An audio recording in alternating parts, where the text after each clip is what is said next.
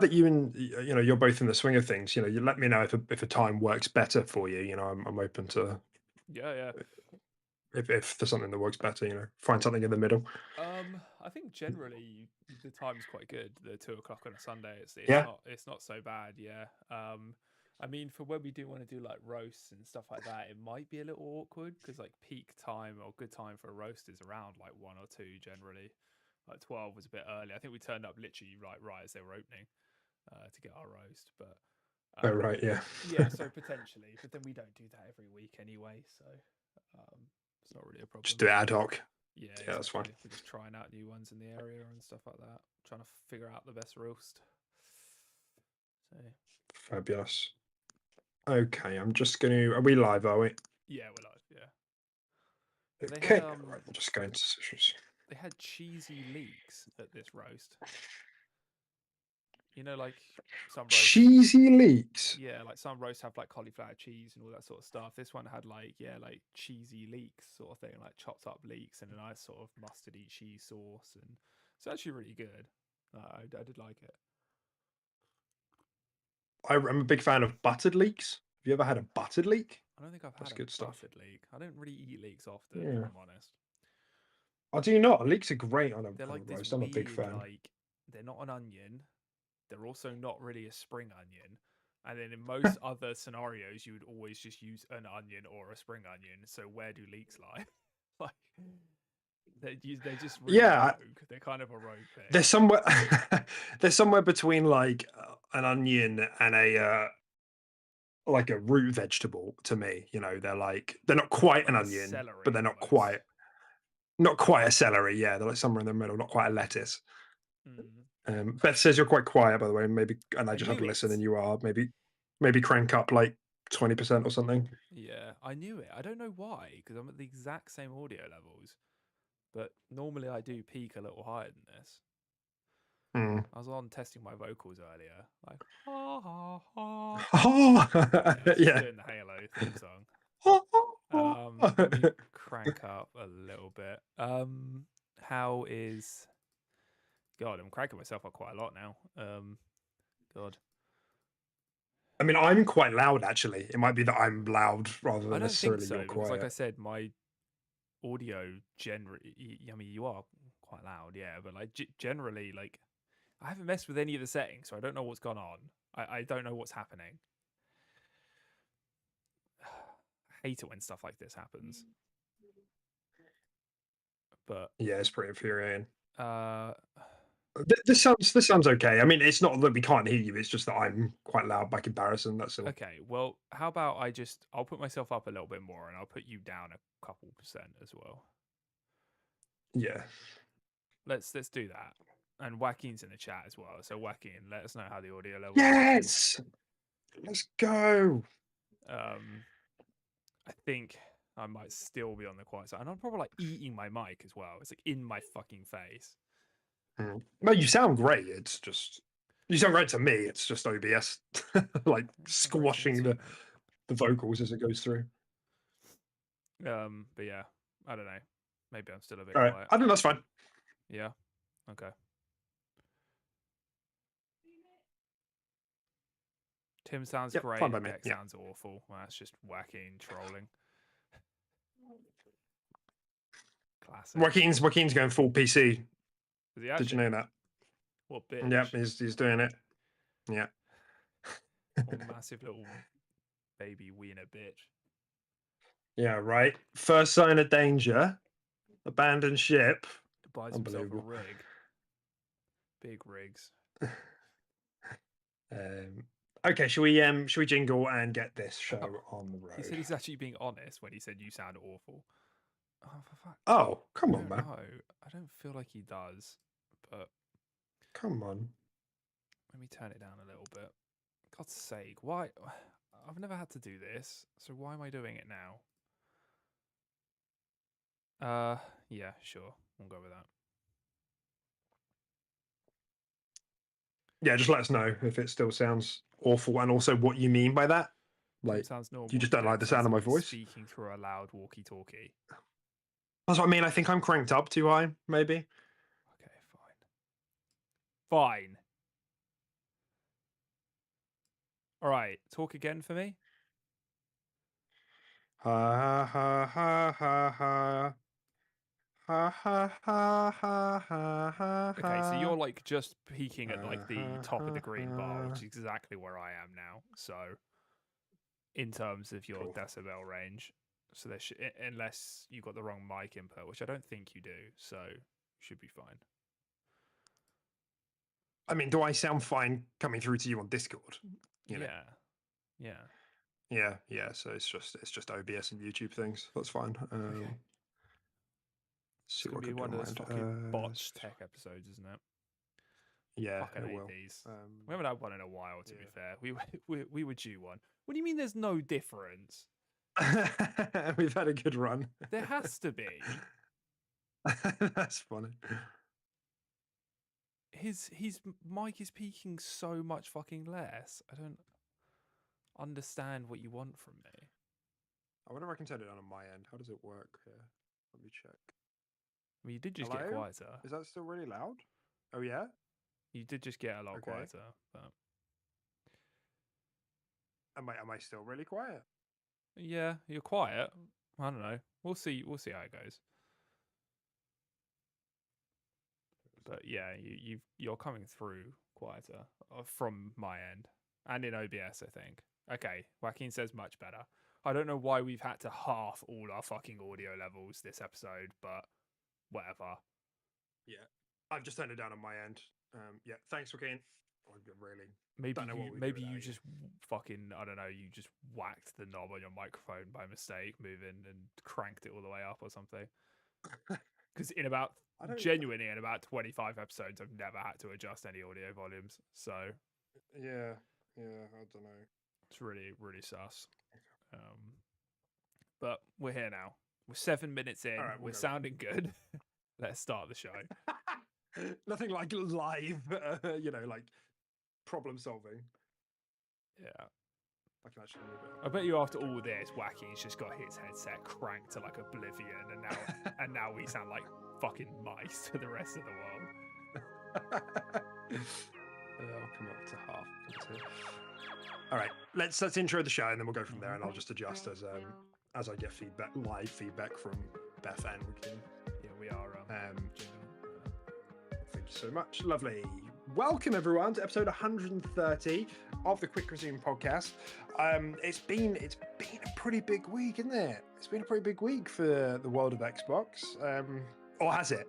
Not or has really. it been fucking, basically nothing's nothing changed. bugger? Yeah, that's right. It's been. I guess what I mean to say is, there's been a lot of anticipation around this week, and a lot of energy and anxiety and emotions. Really, me included. I'd say us included, maybe even.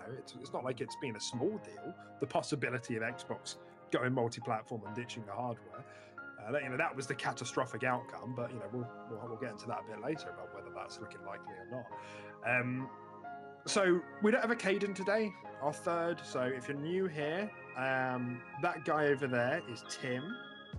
Hi, Ron. And my name is Deck.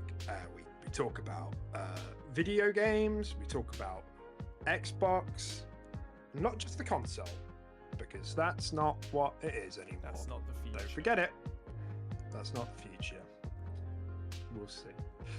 So, Tim, how's the game brain been, man? How's that been going? It's been a bit lackluster this week. I haven't actually played too much this week, but I did finish off Final Fantasy Remake.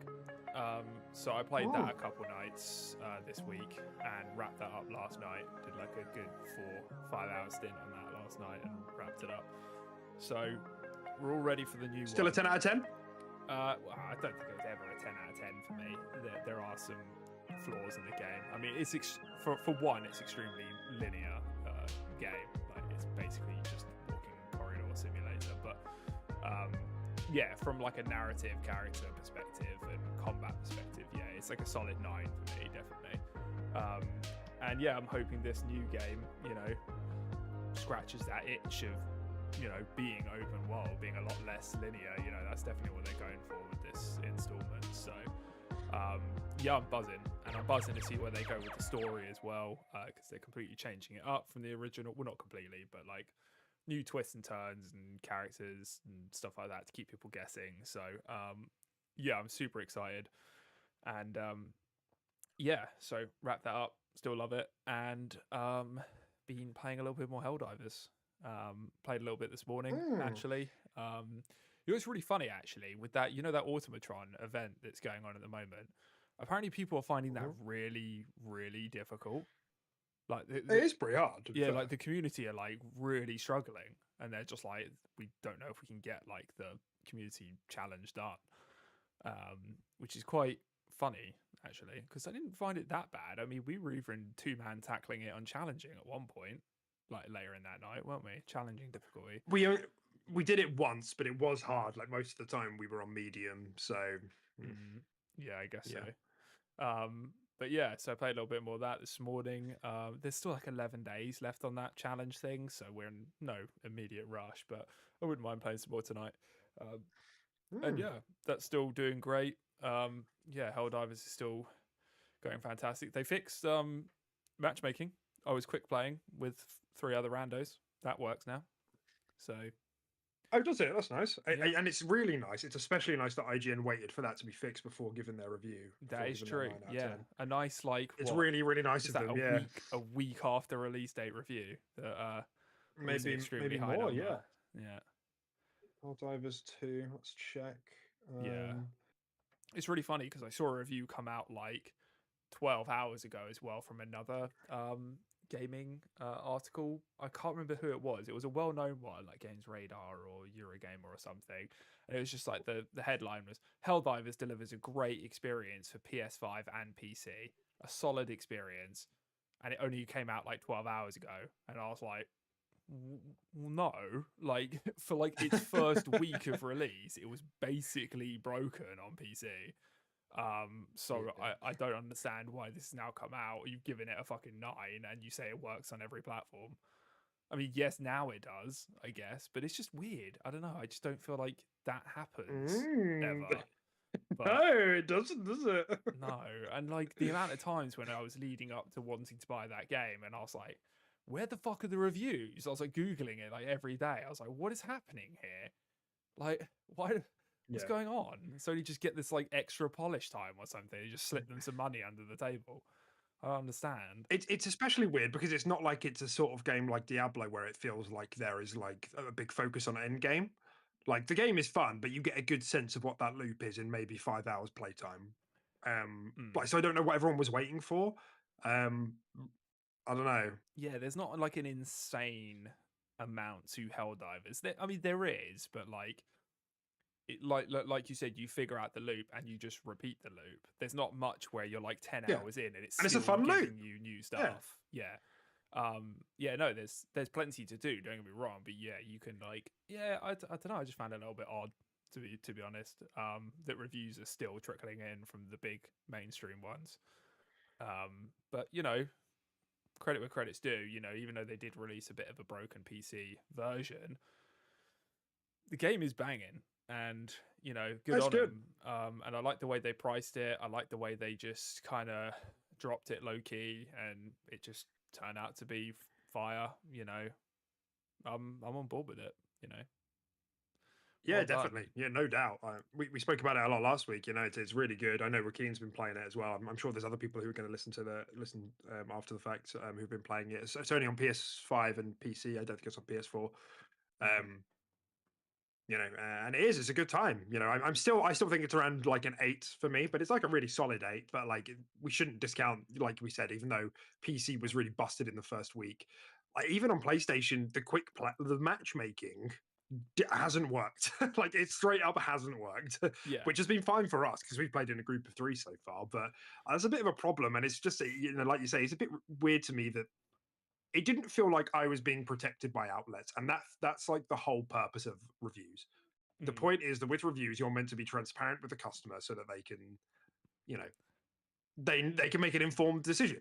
And like, if I was someone, like we did wait a couple of days, I think, after it came out, didn't we, to buy it? But there will have been people who bought the game and just didn't know that half the features weren't working. Yeah, you know, or that the servers but, were down for its entirety of its early access window, or like the first weekend it released, which yeah. they're doing like a 50% extra XP this weekend. I don't know if you caught wind of that. To make up for that. That's a nice meow. I Did you like just that. hear the cat? She wants to jump Yeah. on my lap. Hi, Luna. That was weird. My headset You just okay? disconnected an audio device. You know when your headsets talk to you when a device connects and disconnects? Yeah. Yeah, it Yeah. was It's just like, freaky. this It's random like, device is disconnected. It's like really yeah, fucking loud. just a little bit of psychosis thrown in there. Yeah. Yeah. But yeah, what were we saying? Oh, I'm sorry. The deal. You said something about 50% off or something Oh like that. no, there's a 50% XP boost. To make up for the fact that the servers were down for like its first Yes. 24 hours or 48 hours. I think that runs till this evening or something, so we might be able to squeeze a little bit out of it. But yeah, so that's kind of nice, I guess. You know, at least they did that. Some Yeah. companies don't even do that. You know, so Yeah. And it's not a problem. Like live service games have these hiccups, but to see loads of outlets like doing parades around it, like I said, PC Gamer, I think said something similar of like Helldivers 2 shows that not all is lost when it comes to service games. And I'm like, what the fuck are you talking about? Every single live service like hiccup is here. It's happening right before your eyes. Like, what are you yeah. talking about? It's a great game, but it's having the exact same hiccups every other service game gets. Like, I don't know what you're talking about. And we played it on its most stable platform, and we encountered crashes. We've encountered servers being down for like an hour plus. You know, we just literally couldn't get into the game. We've experienced like not being able to connect to each other, not being able to see each other online. You know, like you said, all these live service hiccups. So it's not to take Yeah. anything away from it, but they are there. You can't just pretend they're not. I don't. That's right. Yeah, and that's the confusing thing. Like, what was the point in waiting 10 days to review this game to like put a review out? Because even now, I think the game only had, when I checked before the weekend, I think the game only had like 28 reviews. That's fucking nothing. Like, considering the popularity of the title, like, I don't know. And also, I mean, there was obviously the thing of like codes weren't sent out before the game. That's the thing on the other side of it. Like, Yeah, oh but yeah, do you Suicide remember the Squad whiplash that we got? still got reviewed Yeah, fucking from Suicide and instantly. Starfield. Yeah. And Starfield, like a couple of, a couple of journalists went really out their way to like give the game shit. Who was it? Was it Eurogate? No, maybe Metro. Probably Metro. Who like we spoke about it on the podcast, and they were like, they did a review in progress, and they were like, they didn't send us codes. It's probably a shit game. And then when they wrote the review, they were like, this is what you get for not sending us a code. Like it was to that effect. That's what they put in the review, and then they gave it like a 6, I think, or something like that. So. It's but here it's just fine, and it hasn't even come up as a topic of discourse that codes weren't sent out. Really bizarre to me, and the only reason I can think that is because they knew the servers weren't quite ready for the demand. Yeah. So they were like, yeah, if we just play the cards right, by the time reviews are out, everything will be fixed, and everybody will pretend it doesn't happen. It is what it is. It's they're just all these publishers do it, but it's just very strange to me that it's just being conveniently brushed under the rug by the outlets that are supposed to have my best interests in mind. Yeah, no, yeah, I totally agree. But even like Suicide Squad and Starfield, like you said, which didn't throw out review copies, those still got reviews on like day one. Suicide Squad got fucking absolutely battered by every single outlet on day one, even though they didn't get codes. That's also a live service game. So what's the difference here? Starfield arguably would take a lot longer to review based on the fact that it's a very large RPG, right? And it takes time to get through it and see what the game, does afterwards. That got reviewed on day one with some places not having codes. I just don't understand why this one took 10 days to start getting some reviews. Well, I guess with Starfield, they were just selective, weren't they? They sent out, I think, to 60 outlets or something. So they chose the ones which they thought were going to give them the best scores, and then more rolled in afterwards. But you're right, Suicide Squad didn't do any. And here they didn't do any. But that's what I mean. Like Starfield was half a problem, half as bad, because they just gave selective reviews, but it was still this big coup of I can't believe they're manipulating scores like this. Like, yeah, I mean, that's fine. Like I understand, like it's a fair thing to criticize, but it's just not being applied evenly, is it? That's the problem. Yeah, exactly. The rule has to apply to everyone. It can't just, not apply to some. But yeah, little rant. Regardless, we're not bashing on the game at all. In fact, we both booted up our PlayStations and bought the bloody game, you know, even though it's not on our platform because we wanted to play it that much, and it's a banger. Like, so Yeah. but it's just funny when you notice those little things. But yeah, obviously went off a little bit of a tangent there. But yeah, basically just Final Fantasy and Helldivers for me this week. Yeah. Nice. And you know, I think we'll probably end up looping back around to Helldivers in a little bit because it's, you know, it's the first. I think it's the first time PlayStation has released one of their games day one on PC, and it's doing numbers. Yeah. And I don't know if you've seen this. It's overtaken Destiny 2. It's overtaken Starfield in like highest concurrent ever, and that's really surprising, especially for Destiny 2. You know, so it's like it's turned into a big hit. Like, I think probably to everyone's surprise. So, you know, we'll see. I'm sure the conversation will loop back around to that when we're talking about PlayStation strategy and Xbox's strategy in the future, because there's no way PlayStation aren't looking at this and going, you know, next Santa Monica game is day one on PC. Next Spider-Man game is day one on PC, which they haven't been doing up till now. I just hope it doesn't feed these fucking corporates to keep making live service games. Because like we said, it's just like 1 out of like 20 of them stick to the fucking wall. Yeah, this time it was Helldivers, but like, is this just going to reiterate to all these fucking shareholders that like, yeah, we want live service games, make it a Fortnite, make it a Helldivers? It's just like we were just starting to get out of. I feel like we were just starting to realize that this shit just doesn't work, and it's probably not worth gutting these studios to make their game into live service because you want more money. Because there were so many failures, and now another one is stuck, that I'm afraid that it's just going to be like, just keep going. One will stick. Yeah, I just cancel that. Yeah, just hope it doesn't. All the publishers are now taking their developers and being like, turn that into a service game. You know, Indiana Jones service game. You know, it's like all happening. But of course, let's not forget, you know, Palworld just happened at the beginning of this year as well, and that was a surprise hit. That's like, you know, 2 million concurrent, like ridiculous, like breaking records on Steam.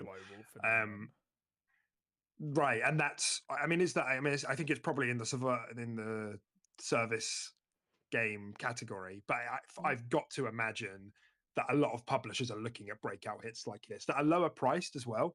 You know, Palworld's in game preview. That's the only reason it's exclusive on Xbox. And Helldivers, while it is a lower priced game, it still took 7 years to make. I don't know if you knew that. The dev time is 7 years on Helldivers.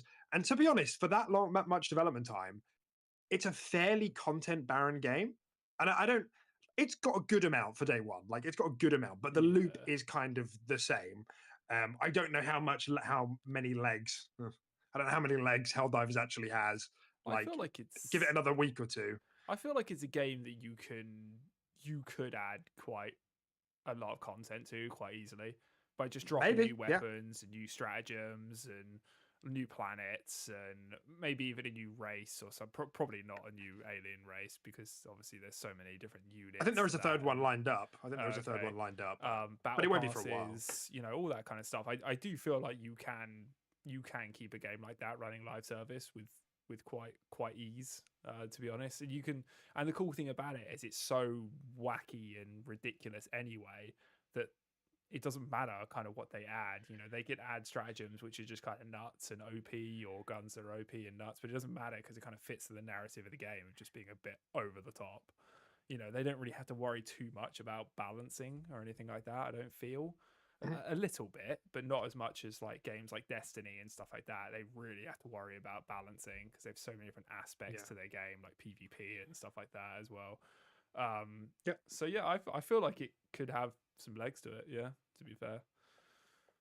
But it definitely could, and that's always the case with these service games, isn't it? It definitely could, and it would be fine, of course, if it hits its all-time peak and then chips down to a steady player base. Like, that's probably what is going to happen, because as I said last week, the actual gameplay loop is very good. Like, the shooting mechanics and the movement all feels pretty good. But I'm not sure how quickly they're actually going to be adding things like stratagems, and I'm not sure if they're. I'm not sure. Like, once the meta kind of comes about, I'm not sure how much longer it's going to go on. We'll see. It's fun for now, and that's fine. You know, but it's obviously a big hit right now, and it's really interesting in the context of these lower priced games being big hits, and how, you know, how that might be adopted going forward. So we'll see. Man, what have I been playing? I've had a bit of a a no game week as well. I think I just played. Yeah, I've just been playing Helldivers with you guys. I really want to start up. There's a couple of games I want to start up. I've got the Cyberpunk DLC. I've got Inscription ready to go, which I'm really excited to play, and I've also got Midnight Suns, which I want to play as well. Which I'm double excited about now because they just added the touch overlay on remote play. Oh, okay, nice. So any of your games you can just play on your phone, and I feel like that's great. Like, so I don't have to faff around and like try and find my key shield, my like little controller adapter, you know. So that's really nice. Nice. But while I was away, I played a bit of booted up the cloud.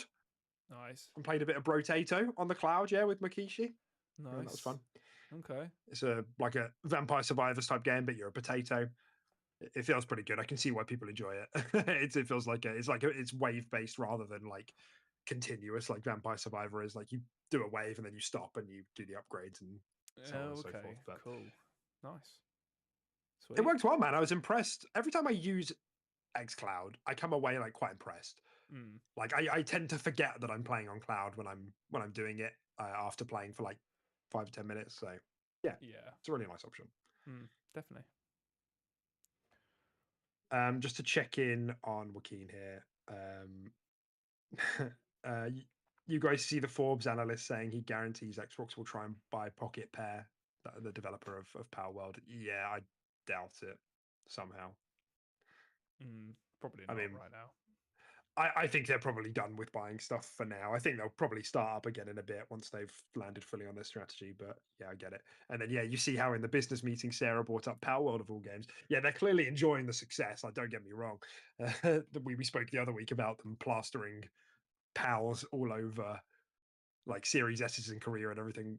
It's so funny, man. Like, it is so funny. It's like that game's being like memed into. I don't even understand it really. Like, it's because I still see some of our friends like playing it daily, and like I think it's fun and I get it. But at the same time, it was still like it had a very early access feel, and I don't know, man. do you feel me? Like, I'm a bit surprised. I'm in the same boat where I had some fun with it and it was goofy, but like when I boot up my Xbox or want to play a game, boot up PlayStation, whatever, Power doesn't immediately come to mind of, oh, this is a game that's gonna scratch that itch for me. This is the game I want to play tonight. Like, I'm probably more likely to boot up Helldivers. I'm probably more likely to boot up Diablo. I'm probably more likely to boot up any of these games over it, even though I did enjoy Power, but I know what you mean. It just has that fun feel of kind of a little bit of clunkiness to it, and I don't know, maybe the fact that it kind of just felt like a bit of a knockoff product of something like Pokemon, for example. I never treated it as such a, like a proper game in my eyes. I don't know, maybe it's something psychological like that. I don't, weird. Yeah. It's weird, but yeah, I feel you. But that's it for me. Yeah, I've also been weighing up like trying to get into some more JRPGs this year. Maybe I'll do that, but we'll see how the year goes. With like Tales of Arise, obviously I own it because you own it. As we're now soul linked on PlayStation, I can play Final Fantasy unless I want to wait until I'm like 65, which I still might do, just in principle and out of stubbornness, Just play it, because you might not even like it, man. Like, just play it. Like, you might not even click with it, and if you waited that long to get it on your platform, your Xbox platform, and then you're like, damn, I'm not even clicking with this, it's just gonna feel even worse. Just give it a go. You never know. I think I probably will though, because like one thing about me, I tend to like quite like games even that are outside of my comfort zone if they're like really well rated. It's why I know that aggregate reviews tend to fit in with like how I feel generally. Like Pentiment is not my type of game. Like it's very like intellectual, it's very philosophical, it's very historical, and that's fine. I like all of those themes. But I don't want that in a game. It's a text-based game. It's a text-based game. There is some choice in there. There's like some light RPG elements as well.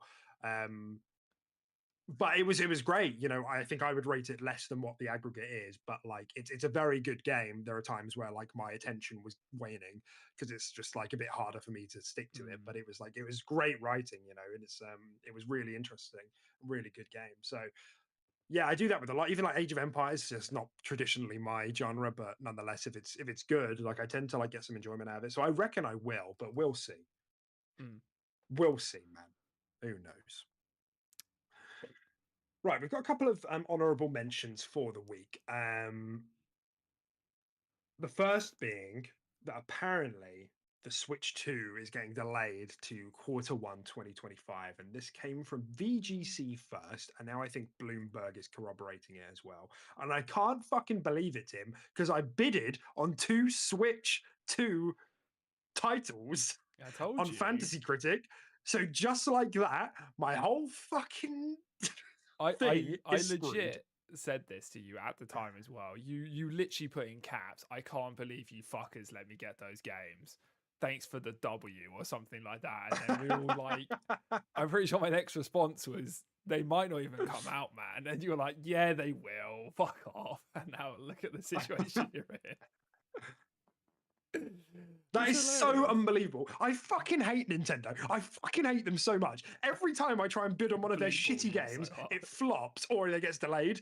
I hate it so much because, and everyone else bids on one of their games and it's like, oh, it's Donkey Kong wipes his ass. 95 on Metacritic. Yeah, you got for God's sake. You went with Mario Golf last year, didn't you? And it turned out to be so good. Yeah. It was like it was like a 68 or something, you know. I couldn't believe it. I'm so angry about it. So I guess I'm gonna have to drop them now. I love that. I mean, maybe they still release the games like they did with the Wii U. They released like Mario Kart 8 at the end of the Wii U cycle, didn't they? And then made the deluxe for Switch. I mean, maybe. And it's and I'm so annoyed as well because things that I've been bidding on for years now, like Hellblade 2. Did I get that this year? No, I can't. I got. Yeah, I got that this year. Sorry, like, Hellblade 2, and you had your hand up in the Discord thing. Did that like thumbs up bubble like right next to you for like 5 seconds while you were like Hellblade 2? What's going on? With well, just mid rant. Yeah. No, it was a Silk Song, Hollow Knight. I've been bidding on that for 3 years now, and now the 1 year I couldn't get to it first, someone else has it, and it's like for sure it's coming out this year. I'm so over this. I'm never winning Fantasy Critic. No, you're probably not. Yeah, and knowing my luck as well, like Rebirth will probably flop. It'll be like open world isn't meant for Final Fantasy. 7 out of 10. It's like for fuck's sake. It's a PlayStation game. It's going to be 90 plus. Wow, toxic. Not really. That's facts, that is. Straight facts, bro. Yeah, if Helldivers was on Xbox, it would have been a 60. Yeah, we all know it. Let's face it. That's a high 70s on Xbox. I mean, I don't really know what to say about that.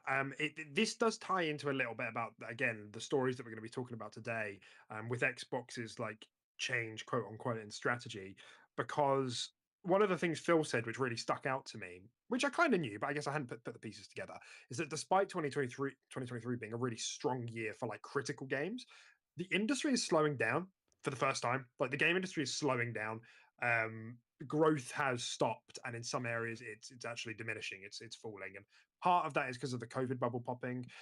And I don't know why else. You know, it'd be interesting to think about why that might be. You know, I just wonder if people, you know, the gaming generation is getting older, you know, and the new generation is just the TikTok generation. You know, I don't know, but it's stagnating. And the Switch 2 not coming out this year is going to make that worse. You know, hopefully it doesn't lead to more layoffs and things like that. But it's going to be a quiet year, you know, apart from Xbox, really. Yeah, I was just about to say, it is going to be a quiet year for everyone but Xbox by the looks of it. Yeah, the Switch 2, I mean, I'm sure this is probably something they delayed with a heavy heart. They probably really did want to release it this year because obviously the Switch is quite a old console now. You know, they are due for a hardware upgrade to get these higher caliber games running better and, you know, all that sort of stuff. But yeah, and to make their year not quite as quiet. So Yeah, it's interesting, and it's also interesting in the fact I don't know if we'll swing back around to this in a larger topic, but if Xbox have any hardware planned for potentially end of this year, Mm. something portable or something like that, if they can beat Switch 2 to the market for like a bit of portable hype, then they get their foot in the door and get that flood of people that were looking to get a Switch 2 this year, and now Mm. they've been blue balled. I'm not saying they're just going to steal, because the Switch 2, no matter when it comes out, is going to just annihilate the gaming market, but like they can just get that first flood of users that are craving that thing that they were hoping for this year. I don't know how Definitely. likely it is that Xbox might do something like that. I probably am going to say no to Xbox releasing any form of portable hardware this year, but you never know. You mean something like a handheld? Yeah, yeah. Some Yeah. yeah, And it's not happening this year. yeah. Although they did say there was something that they were.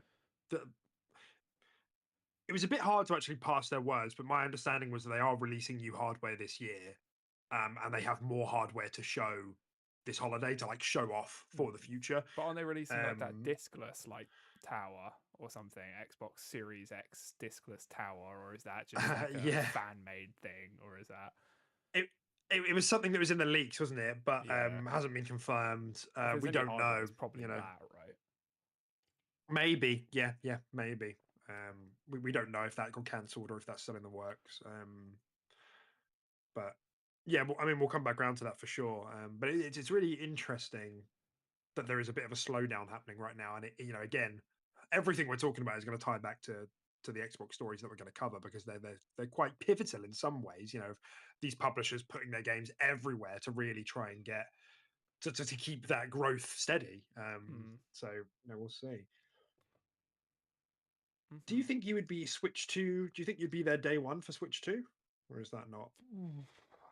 It's Or a does good it just depend on question. the hardware, the software for you? Depends on the games. Yeah, I think it kind of does. Um, Mm. yeah, because there are lots of games I haven't even got round to playing on Switch 2 yet. On Switch yet, sorry.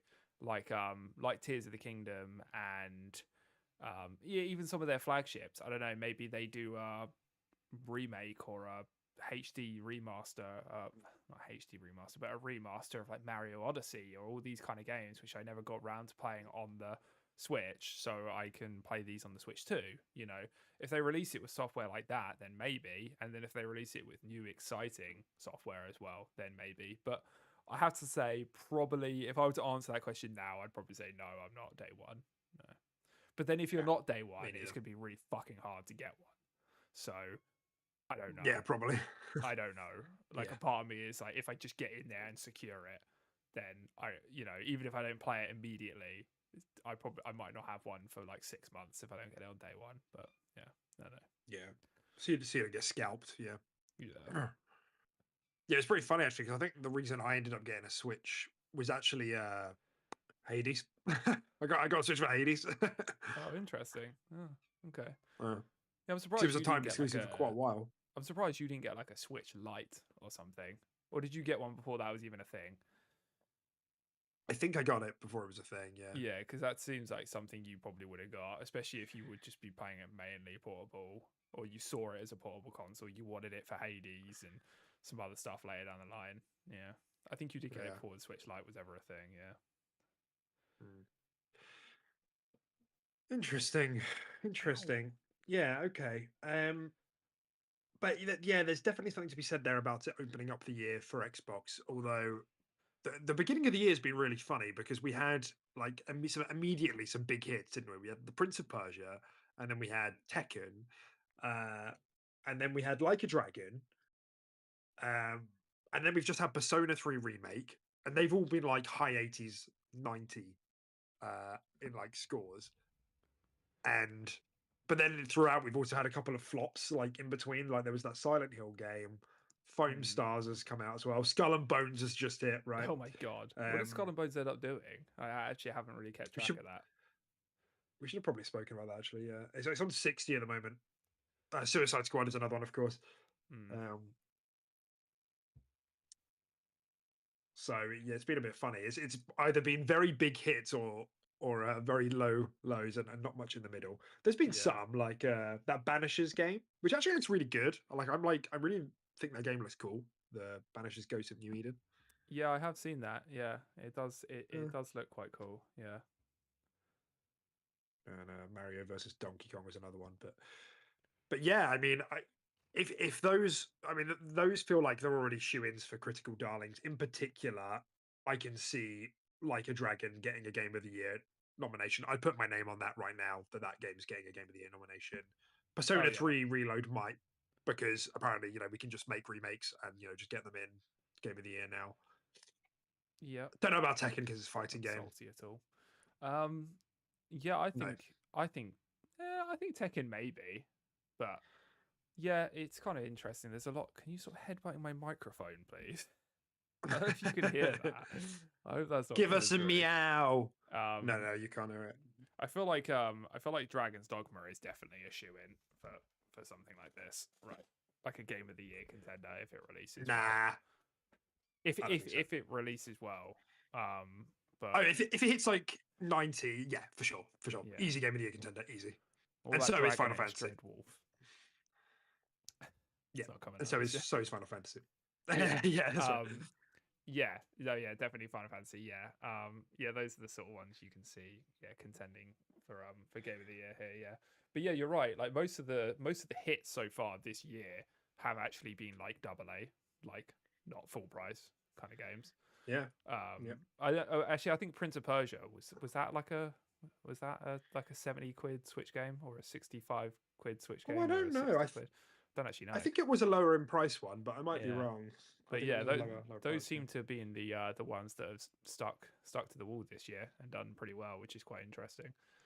Yeah. But yeah, it's the year of double And A's. Well, maybe we'll see. I mean, where I was going with that is that with Xbox's lineup this year, hopefully that they can get some names in the just a crumb, just a single game in the Game of the Year category, and you'd hope they'll be able to. Between Hellblade, Avowed, and Indiana Jones, hopefully one of them can make it. I think it's 6, isn't there? Yeah. So and I think probably if there's one that's going to, it's Hellblade 2 because that's like the reviewer's favorite genre of games. Yeah. The third part, the movie games. But we'll see. Yes, lots to talk about there, and lots to talk about in future episodes as well as we kind of get close to more first party releases. But it's all interesting stuff. Tim, this week, a Mandalorian FPS finally leaked. Came from Insider Gaming. Yeah, Respawn's making it, bro. That's fucking hype. That is really hype. Yeah. Isn't that cool? That's kind of nutty. It's like bounty hunting. It's like a bounty hunting first person.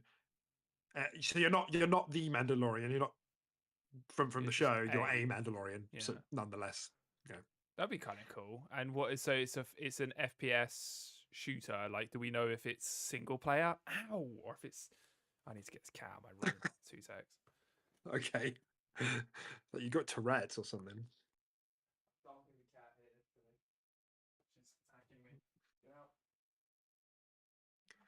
Damn. It's rough out here. Yeah. Sorry. Yeah. So the do we know if it's like single player or like a multiplayer game or something like that, or just single player? Just single player. Okay. Yeah, that sounds pretty cool. Yeah, I mean, I know there's quite a lot of like little different factions of Mandalorian as well. It'd be kind of cool if you could like choose your own path and sort of faction and all that kind of stuff. And I mean, and if anyone is going to make a game like that, Respawn, like that's kind of hype. I mean, Titanfall is not even that far off being a Mandalorian in terms of their like jetpacks and boosters and guns and cool movement and gadgets and stuff like that. So like they're halfway there already, right? They just need to Star Wars it up. Yeah, it's exciting. Yeah, absolutely. It is. And I just want to correct myself. I said it was from Insider Gaming, but actually it seems like it came from Jeff Grubby Grub himself, who first reported on it. But yeah, I can just look at the details here. The game will have a focus on mobility and style as guiding principles. Fast-paced, bounty hunting, grapple hook, wrist rocket, all of that sort of stuff. That's cool. It's quite funny, isn't it? Because this game, this mysterious, it's been rumored for a while that something was going on with this game, but we had no good leaks or good insider information on it. And there was this growing like Xbox like enthusiasm that one of the first party teams were making it, but Mm.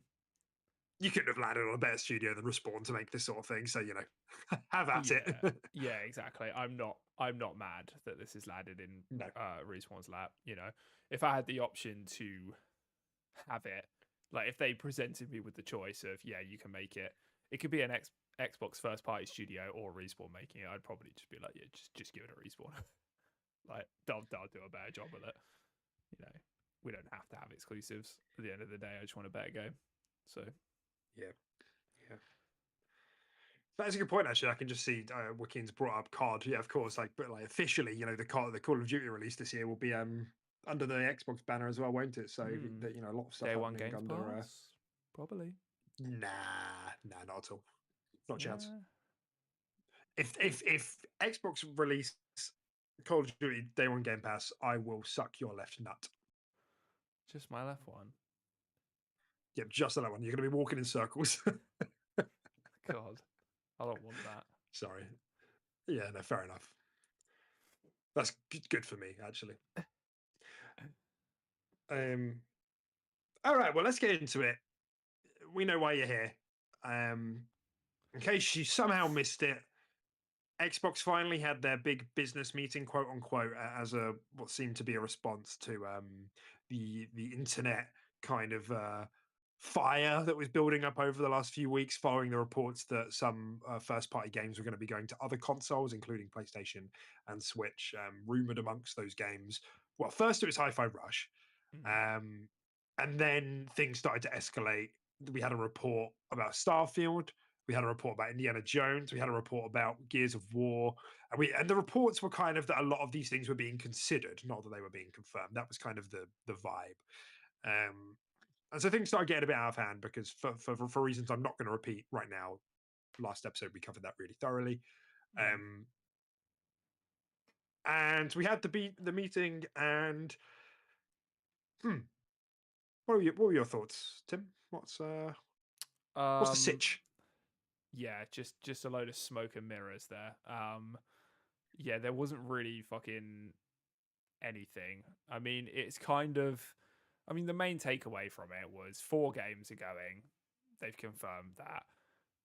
By the sounds of how they described them, we're probably thinking Sea of Thieves, Hi-Fi Rush, what's the other one?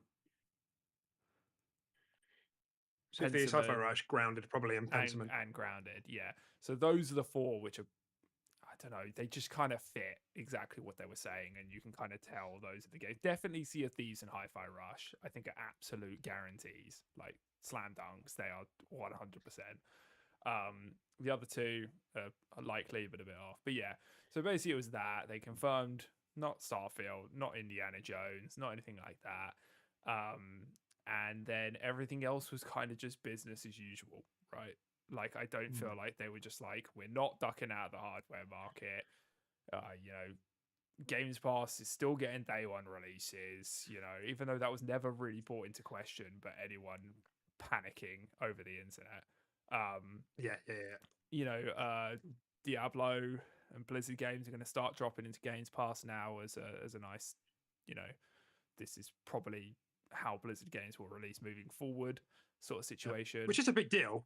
Yeah, which is a big deal. Like Diablo 4 is a big deal. Yeah. I mean, that's like a what? I mean, I think that game cracked 90, didn't it? So it's like a 90 plus open critic game going into Games Pass. It's a big deal. Yeah. Diablo 4 is a great game. So yeah. And then basically they were just like, yeah, we're making more hardware as well, all this sort of stuff. But yeah, basically when I was watching that, I was basically just like, yeah, just everyone just panicked with no hard evidence in any way, and it's basically just business as usual, but a handful of games.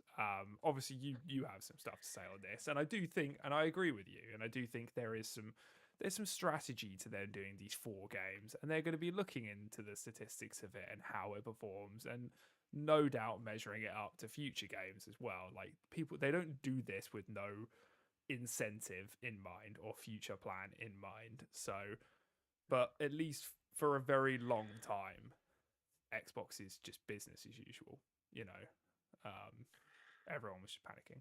So Yeah, definitely. No, it's a level-headed take, and I do think like it wasn't like I don't think anybody reasonable was really panicking that your Xbox was going to stop existing, tomorrow. no. The concern was sort of why should I continue to invest in an ecosystem that looks like it's going to get eroded in the next 5 to 10 years? Mm, Um, so I don't really know where to start here. I think they did well. I just want to put it out there. I think Tina Amini, who the interviewer on the left, she's been with Xbox now for like 3 years. I want to say she used to be at IGN, and she's been managing like their content marketing. I don't know. She has an exact title that I can't quite remember, but she's kind of responsible for the layouts of things like the showcase, the developer directs, things like this. And so, like, hats off, like, Xbox needed you, Tina. Like, things have really gotten a lot better from a marketing perspective since she's come mm, to help. But like, even this was done quite well. I felt, it.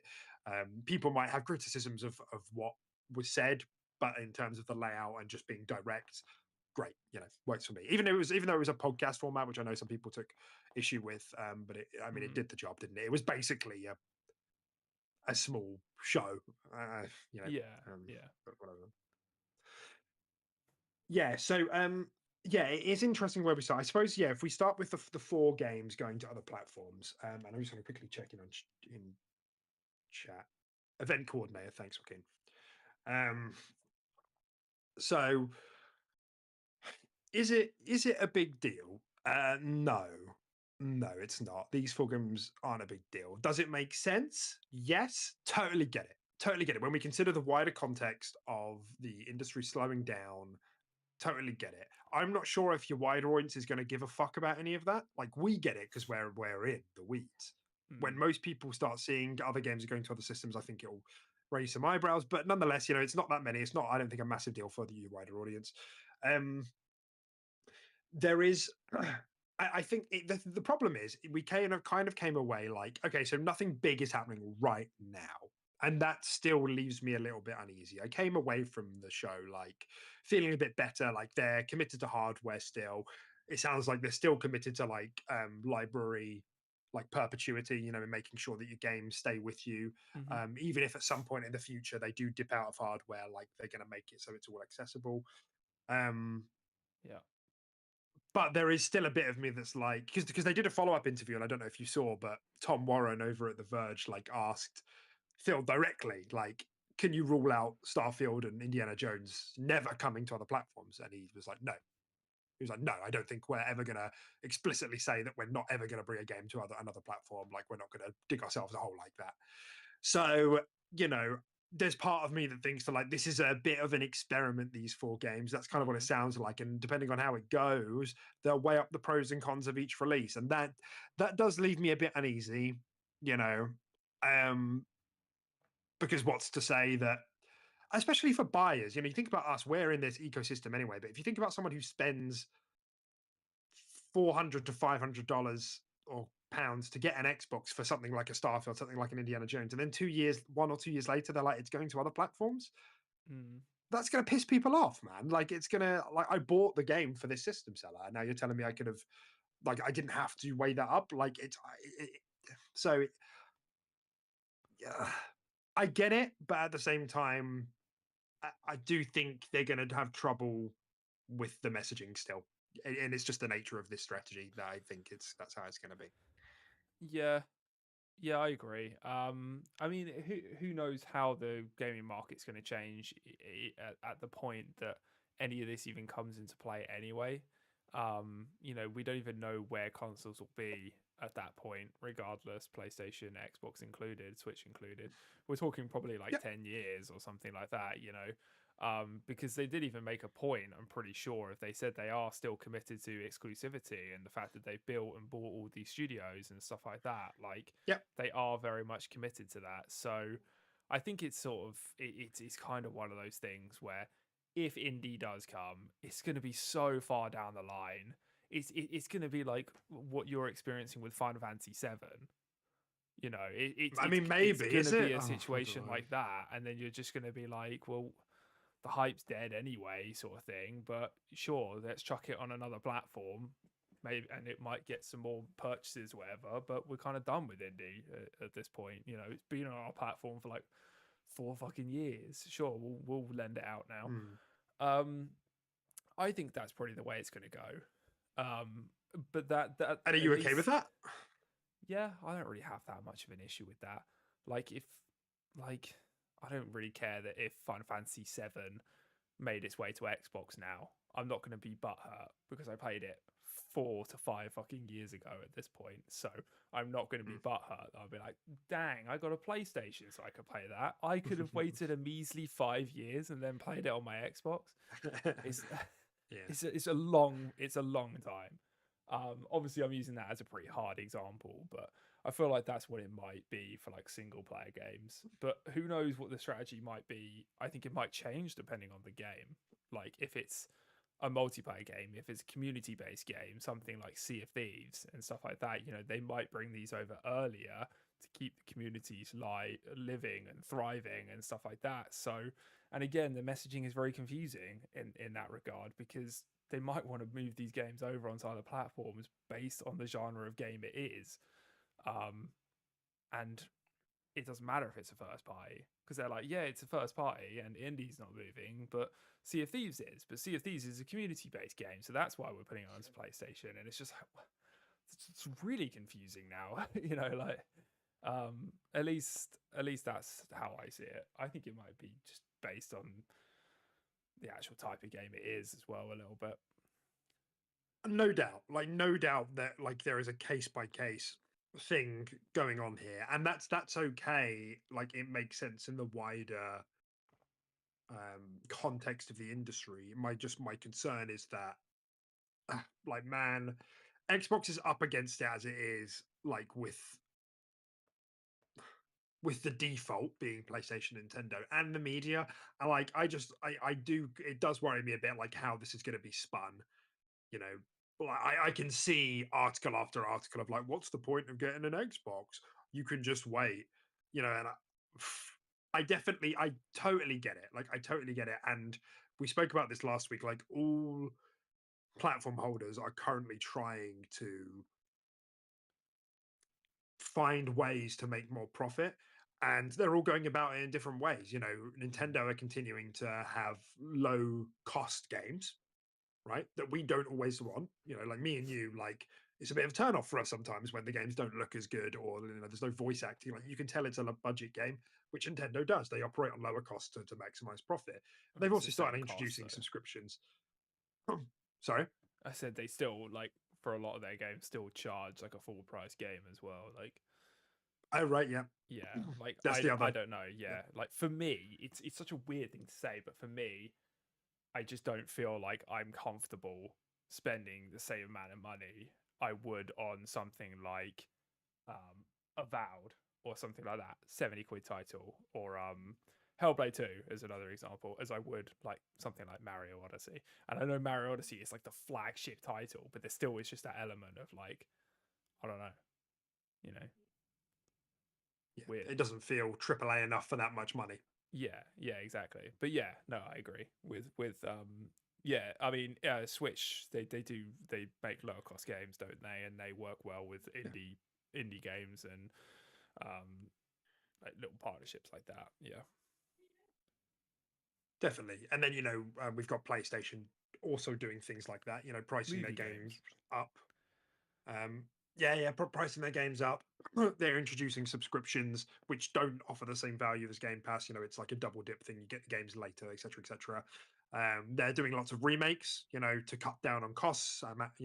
Which a lot of people are expressing unhappiness about. So if there was like on the grander scale of things, if there was a platform that I was to commend based on their way of increasing profitability, I would say, great, this is it. Like we've always hated exclusivity, me and you. We understand like it's a thing that happens in the industry, but like I think it's a good thing, and I'd rather they do this than like what the other two are doing, try to monetize me more. Um, Mm-hmm. and but it does worry me about the platform in the in the distant future. But I think it'll be fine, and it's worth swinging back to that because that's exactly what Phil said. Phil said like the industry is slowing down, and we've got to like in order to keep up, we've got to figure out either how do we monetize our base even more, or how do we monetize players that aren't in the ecosystem yet, and they're going for option two. You know, and there's lots of benefits for that. Not like you said, Tim, not just because on a game by game basis. Like for example, Killer Instinct is 2 is there's rumors that that's happening, and if that does happen, there's rumors that that's going to happen just day one across all platforms Mm. because Sony meddled with the community with Street Fighter. I don't know if you remember this. They locked it up. They money hatted it, so all the fighting game fans went to PlayStation. So it was like a Yeah. strategic move. So launching Killer Instinct exclusively on Xbox and PC might be a mistake. And also Sony own Evo now, the fighting platform. So it's like, Yeah. okay, that's a case by case, makes sense. It's a real shame that Xbox can't capitalize on that, but fine. And there's other things like as well. PlayStation is really popular in Japan and in Europe. So it's kind of an Xbox isn't. So it's kind of a way for Xbox to get their games to that audience, if that Mm. makes sense. Yeah. Yeah. So I do get it, and I think it's a good thing, but it still has me raising a bit of an eyebrow, and it's going to be very dependent on the content they put out and the quality of the games they put out. Because, like, if they come out this year, Tim, and Hellblade is 90, Avowed is 88, Indiana Jones is 90, like, people aren't going to be having these conversations that much because people are going to want to play those games immediately. Like, holy shit, Xbox have released 3 Game of the Year contenders. But they like there's still a bit of sloppiness around the narrative with quality control at Xbox, even though it's like it's pretty good. It hasn't quite hit the upper echelon yet of getting people to go out and impulse buy into the Mm. ecosystem. I mean, do you think people are even going to be in the know to the extent that um, they are hesitant to buy into the ecosystem for these games anyway, right? Like you said, they're like, oh Mm. yeah, they're Game of the Year contenders.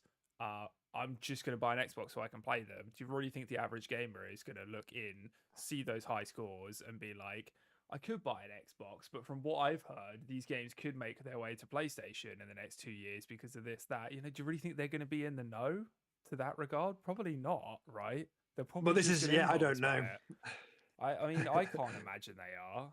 So they'll just assume it's Yeah, Xbox only, I think. yeah, maybe and that's what I mean, that there is a delicate messaging situation that they've got to manage now. I think because like I said, it depends. It depends how the media picks up on it. Like if the media really wants to be predatory about it and let everyone know that they don't need to get the console at all, Yeah, exactly. I think Yeah. casuals will know. Like casuals will it will drip down. Yeah. You think about the stuff that happened in 2013 with Xbox, like everyone I know who plays games knows about that. Like that wasn't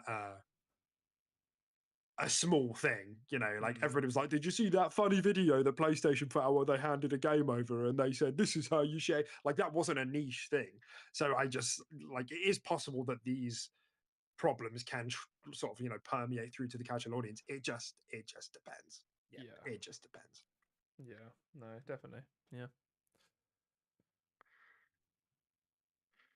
So that's kind of the conversation around the 4 games going.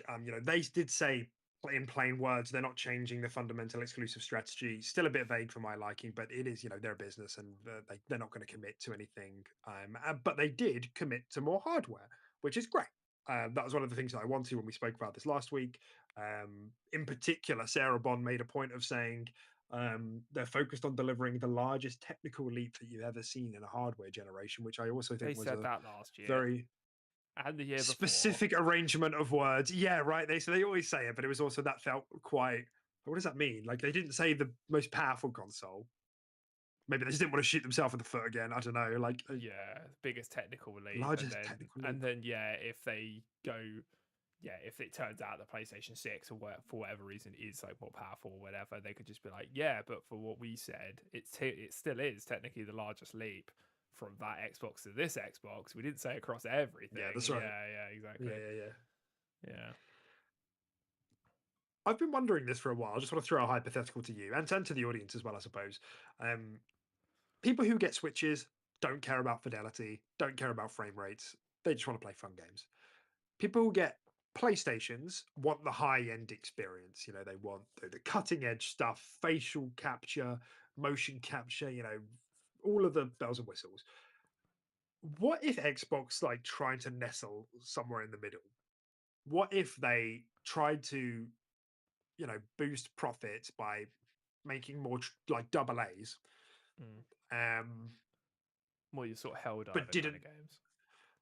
Yeah, like what if and their hardware supported that? Like they stopped going for the hardest, most powerful console and competing neck and neck with Sony like that. They just tried to make something that was a bit more, maybe has a couple of other features in it. I can't predict what that's going to be, but let's say like overlap with PC, in the same way Steam Deck does. Maybe it's a hybrid like a Switch, but Mm.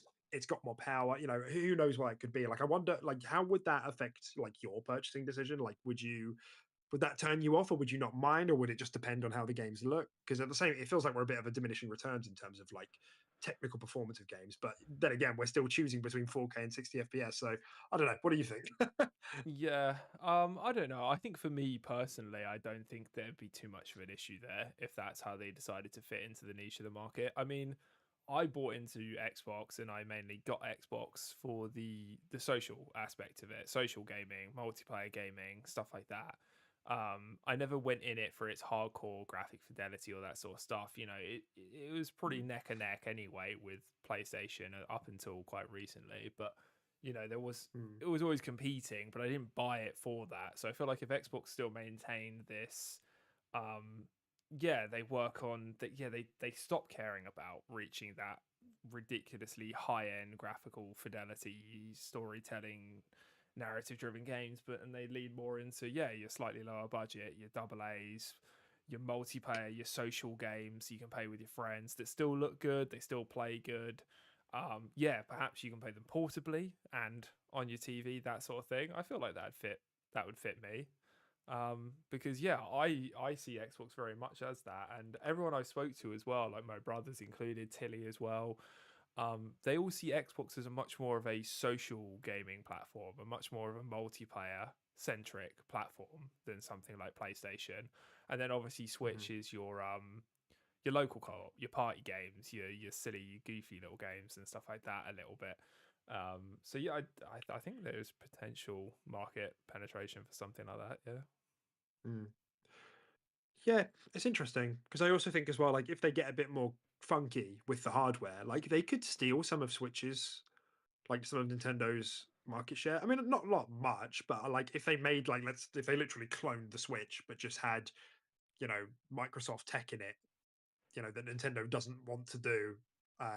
Leaning into their PC architecture, making use of the cloud, maybe AI, an up-resing technology, FPS boost, all of that. If they work that all in, and you can take the handles off and make local gaming really good as well. I think they've got a good opportunity there, and because they've got so many studios. Like they can have lots of studios making these sorts of games. Not a good example, but the one I'm just thinking of in my head is Crash Rumble, right? Yeah. As the Activision game, you know, and like Double Fine with if Kiln is going to be a releasing thing. I think there is definitely scope for that. So Yeah. yeah, it's an interesting thing to consider. Where they're going to, like, what this next generation is going to be is probably going to be the biggest like dovetail Mm. of the platform holders that we've ever seen. I mean, you Like got to they're bear in probably going mind to be the most distinct things. if they do something like that as well, they're not only competing with Nintendo as well, because they're competing with your Steam Decks and your fucking all those sort of Asus, ROG Allies, whatever they're called. You're competing with those as well if you want to Yeah, have like this that's true. portable hybrid console that's got like multiplayer games and that kind of stuff. Because the amount of games like Kiln and all that uses like an example, these fun, goofy games that you can play that is they exist solely on Steam. 90% of those, like Steam and Nintendo. So you're competing with both, both Switch and the likes of Steam Decks and Steam Deck likes. So I don't know. Maybe it is actually Yeah, pretty impossible to actually make a name for yourself there. Might be a bit too established. Yeah, maybe, and it does lead into some other interesting conversations because the reason well, part of the reason we had this conversation is not just because of the Sarah Bond quote I said about the largest technical leap in a hardware generation, but Phil also used the word unique when referring to hardware, their hardware in the future. I didn't think Mm. he said it on the business update. I think he said it in a follow up interview, but he said that they've got some unique stuff that they're doing, and I just bear with me a second. Oh god. Um, this is the strat. Two consoles.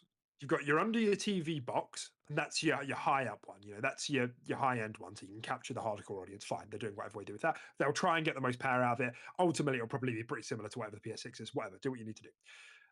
Then you've got your Switch like your hybrid. Great, you're going to try and capture your more casual audience in the same way you did with Series S. There's another discussion there about like, shall they be the same? Will they do the same thing as the X and S on different SKUs? Different powers or not? Different conversation. But just pretend they're both the same for now. However, they both can side load Windows 10 and PC with a console user friendly interface. What I mean by that is you can essentially access Steam, Epic Games Store, what's the other one? GOG. All of them, Mm. you can just go pop, pop, pop.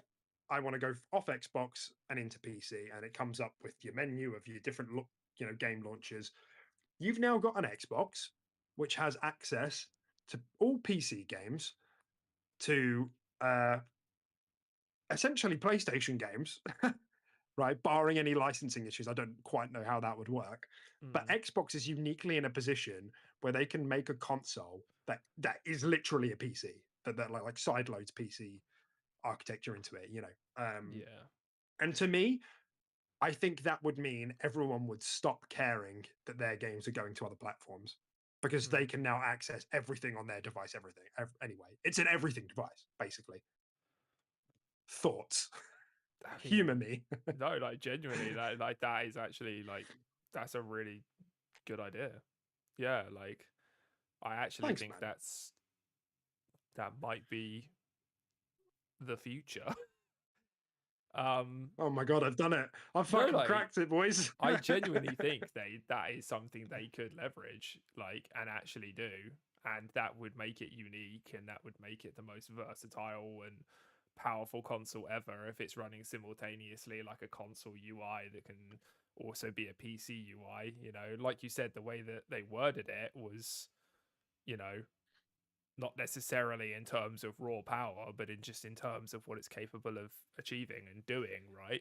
So, and with them being Microsoft, why not try and bake something like Windows into it or work in parallel with it? Yeah, no, it's actually a really good idea. Like, Thanks, man. genuinely, yeah, Thanks, no, man. that's actually probably one of the smartest things you've said in years. Thank you. Thank you so much. Yeah. Um, I mean, I don't know, You obviously, crying? the intricacies of the challenge with that. It's the nicest thing you've ever said to me.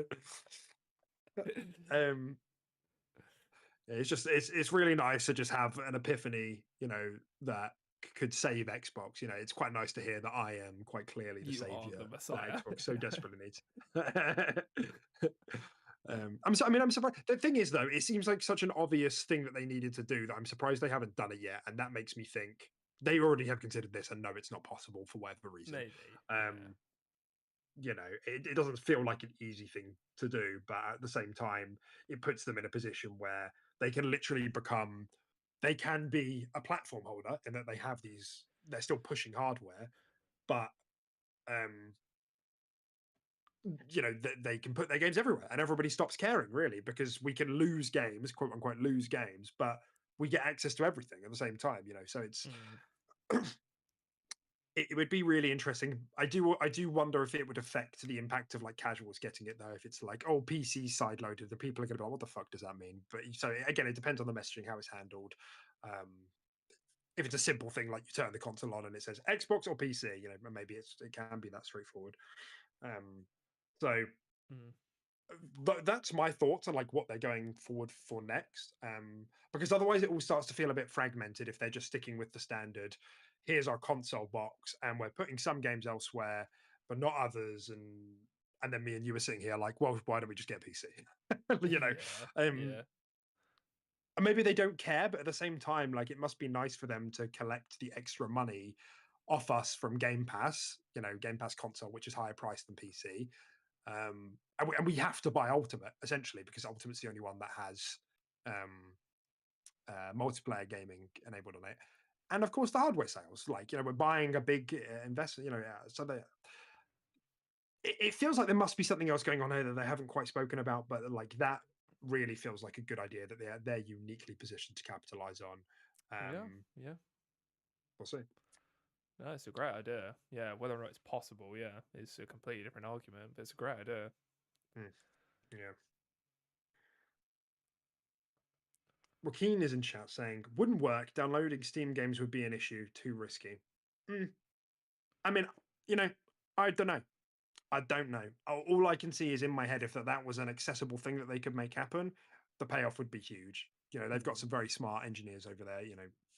Jason Ronald and the team are very, very clever people, but we'll see. So something else that's worth touching on here. During all of this, in a follow-up interview, again after the update, it was said that Game Pass has 34 million subscribers. We haven't had a Game Pass update in ages. The presumption was that the growth had kind of, really slowed down, and that seems to be exactly what's happened. It was at about 33 million in 2022, so it's only really grown a million in 2 years. And it's not bad that they're retaining this level. It's a lot of money, to just have ticking away. Yeah, But the growth has steeply dropped. Like they yeah. seem to have hit the ceiling in terms of like how many people know what Game Pass is and are willing to subscribe to a video games service. Mm. I'm interested to hear what you think of that. Like, do you speak to like, do your brothers like know what Game Pass is? Like what's the deal? Oh yeah, yeah, no, they do. Yeah, they're fully aware of what Games Pass is and the fact that we get these first party releases drop straight into them and stuff like that. They're a little bit more in the know, like a little bit. I'd say one of my brothers is a bit more of a casual gamer, but yeah, they're very aware of what it is and its value and stuff like that. And I know that both at one point or another have considered investing into a Series S and getting a Games Pass subscription to play a handful of our games. But maybe that's just exactly what it is. They've just considered it. We haven't quite had that nail in the coffin that we kind of hoped Starfield probably was in terms of breaking through that ceiling. Maybe we haven't quite just had that game yet. Maybe it's still software related and it's not necessarily of like no matter what we release, this is the ceiling. It's like no, I still think there is that breakthrough potential. We just haven't done it yet. I don't know Mm, um, mm, whether or not that happens this year, but yeah, I think you still have people riding the fence, and I think that up until recently, PlayStation or whatever their main consoles are, Switch, they've been steadily releasing games that are good enough to keep people to just stay with the one they've invested in right now and not take that plunge to spending extra money to get a second home console. Um, but maybe with the slow years that are lined up, the slow year that's lined up for PlayStation and Nintendo this year, and the great year lined up for Xbox, potentially, you could start to see a bit more growth this year based off that. But who knows? definitely. Definitely, and that is it, isn't it? It's futile to pretend that Xbox still like doesn't have a reputation problem around their games. Like they do. It's still there. Like it's better, Mm. don't get me wrong, but like there is still a reputation problem. Like Starfield was a hit and it came out pretty strong, but even on this podcast, we've got mixed reception. Um Good, but not hitting expectations, Mm. in terms of being, a breakthrough hit. And it was successful for Game Pass. We know that. We know it caused the single biggest And Steam. surge that they've had. Yeah, right. So it clearly does have an impact, but yeah, I mean you're right. And also 2023 had a Redfall, which pulled down the momentum for the year. Um Forza Motorsport and Hi-Fi Rush were thrown in there as well. So it's not like it's been smooth sailing. Still, Mm. even though it is better.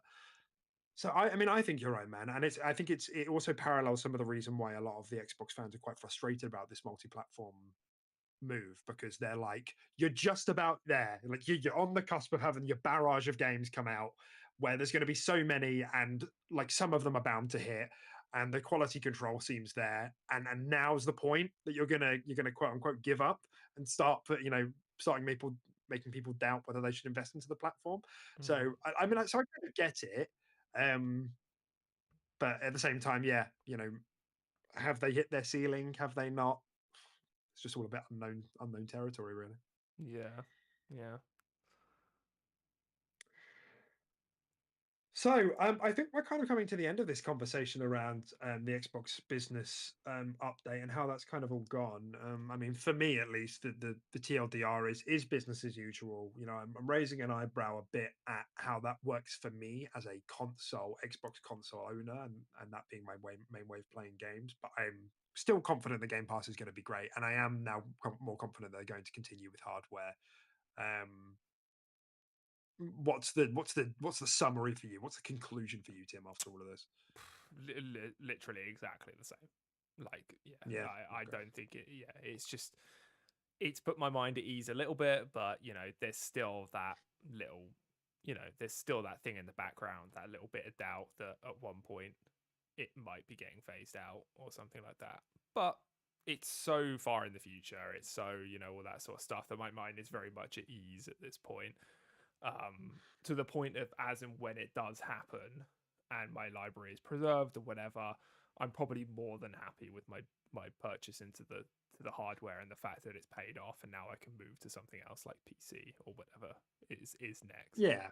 So Yeah. I'm basically the exact same as you. Yeah. And I think as well, like it's going to be on Microsoft by the time the next generation rolls around. Like, who knows when that is? There are some reports that Xbox might be launching earlier instead of doing a mid-gen refresh, whereas PlayStation is supposedly going for a mid-gen refresh. Mm. Um, by the time that rolls around, it will be on them, to try and sell me on keeping me in the console ecosystem if they still want me to do that. Mm. So it'll be a pros and cons game when that time comes. But I'm with you. As of right now, seeing the Series X through, I'm happy with my investment. That's fine. The smaller case by case games, if it's going to help you fund Game Pass, if it's going to help you fund more like a Hi-Fi Rush 2, fine. That's fine. Yeah. Yeah. Okay, so as we kind of come into sort of the back parts of the podcast, then I just wanted to remind everyone, if you're listening live, if you're listening after the show on YouTube or on podcast services, if you could give the show a rating, that would be really appreciated, or a thumbs up, or whatever platform you're on, how it works. 3 golden bananas or whatever it is. Are there lots of podcast platforms? I don't. Well, like Apple isn't there, and then there's like Yeah, don't Amazon Spotify, have because we one go as to all of well? them. Oh, do they? Oh man. Well, they have like Audible and stuff like that. Do podcasts go onto Uh, Audible, or is that I, just our books?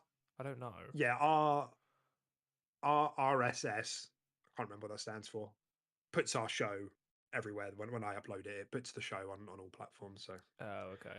Yeah. yeah, well, whatever you're on, if you like what we're talking about, give us whatever the good equivalent is. Do the good Don't know things. what it Yeah. is. You know the one. So there's a bit of a conversation here to be had about PlayStation. I don't know if did you catch wind of this news around like kind of sales and their roadmap and their revenue and profit and all of that? Did you see any of this? No, didn't catch wind of this. Okay, I'll give you the elevator pitch. So basically, as you know, Jim Ryan is stepping down. So there's other people getting involved in the PR and the financials and all of that. And this week, Sony president Hiroki Totoki says he wants to go aggressive in improving margins by growing first party with multi-platform. Quote unquote. I want to go aggressive in improving margins by growing first party with multi-platform. He said that this week. He said that 2 days before the Xbox business update. Um, Okay. it seems to be suggesting more use of PC, Yeah. but it definitely didn't exclude the possibility of other consoles and other platforms. No. it didn't. But yeah, one can assume it's probably PC. But yes. And I find this so interesting, and I do not mean this at all to be like some sort of console warrior, but you have to admit, PlayStation walk in the green path like constantly. They watch what Xbox does, they see See if how they it get goes, shot and then they down. either Yeah. and then they ape it or they slightly adjust it based on the feedback Xbox gets. And they've been doing that for like 15 years now, maybe even longer. Yeah. But then the argument that comes back is, well, they have to. They're the smaller company. They can't afford to make these hard choices, these breakthroughs in like the potential breakthroughs in the industry because they're Yep. tiny. They're David compared to Tiny Goliath. indie. Yeah, tiny Yeah. indie publisher. They are, yeah. Yeah, exactly. But yeah, I do Which of agree with course is you. fine. Like, iteration is fine. It's how we get a lot of really good stuff. Stuff gets iterated on and evolved. And and then they push their own innovations in some way, like the DualSense, which I'm sure Xbox is going to be copying. It might even be something we hear about by the end of the year. True. Um, so that's firstly interesting. So hold that in your mind. Suddenly, Sony are now considering more multi-platform. And if they are talking about PC, they're already releasing their games later onto PC. So that's already what they're doing. So maybe they're just considering more and more day and date, which they said they weren't going to do to begin with, which would very much put them aligned with Xbox's strategy on PC. Mm. And again, not drawing a hard line through other consoles. So we'll see. I mean, again, they're going to let Xbox make the first move. I'm sure they're as eager to have a look at the data when Hi-Fi Rush, Grounded, Pentiment, and Sea of Thieves go live on their platforms to see what happens. I'm sure they're very keen to find out how their base responds to those games. Then they said that they expect. So I don't actually know who the quote was from exactly. It might have been from Hiroki again, but they confirmed that they have no plans to release any major franchise titles before April 2025. That was then clarified what that meant. Sort of existing IP, and none of them before 2025, which is a little surprising. I mean, obviously, we just heard about Death Stranding being 2025. I think there was a bit of an expectation that Ghost of Tsushima might be lined up, the sequel might be lined up for this year, but obviously Doesn't look like it. there was not going to be a God of War or a Spider-Man. Or But I mean, Horizon. it does sound, yeah, unless they've got a back pocket new IP that they're like going to talk about all of a sudden. Well, they have got like Wolverine, right? But I don't know when. I mean, that's not going to be this It's year. not. It's not going Yeah, to be that's not this this year. year. No. No. But yeah, they might have. Yeah, exactly. They might have something back pocket. But yeah, I mean it's quite a scary thing to read being a PlayStation owner, right? Like the fact that you're not going to get anything in terms of a sequel to these games you know and love and that you own the platform for till at least halfway through next year, and you're at the It's beginning over a of year from this now. year. Yeah, bit spooky, but I mean, I'm just saying, I hope everybody keeps the same energy from Xbox as 2022. That was, supposedly this absolutely horrific year for the platform. And you're going to say, yeah, okay, but look, Final Fantasy's there, and then there's Stellar Blade, and Helldivers has been a bigger success than I'm sure they expected. So that's fine. Yeah, okay, that's fine. But at the same time, Xbox also had Grounded, which was also a breakout hit. Pentiment, which was niche but still a critical hit, and As Dusk Falls, which was okay. So it wasn't nothing. Neither of these platforms had nothing, but of course, there won't be any parity in how these things are received. It will be PlayStation had even last year, man. Like it was a quality over quantity year for PlayStation with Spider-Man and Final Fantasy 16, but nonetheless, like on the scheme of things, that's quite a small PlayStation year, and it's just nobody ever really cares. It's I don't know. It's just something I've noticed. yeah. No, definitely. Yeah, we'll just have to wait and see how that gets received. But hey, yeah, maybe they've got more than than we've been made aware of. Maybe in the coming years in terms of like a new title. I mean, I'm quite looking forward to Stellar Blade. Stellar Blade. I am not. I don't know what everybody sees in that game. I honestly I don't think it looks understand. good. I think it looks good. It looks like ass, and I don't mean that in the good way. No, I think it looks really solid, man. I genuinely I have my eye on that. It looks fine. I did say after the reactions that we did that like it looks more ambitious than I thought it was going to initially, but I don't know.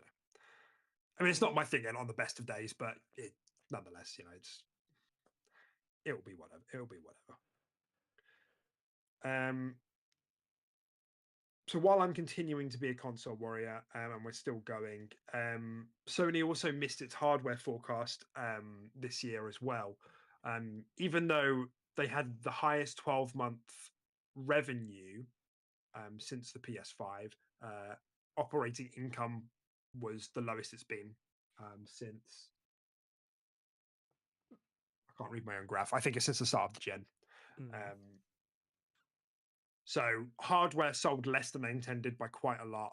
Revenue was really high in terms of stuff being, bought on the console, but profit was the lowest it's been since the start of the gen.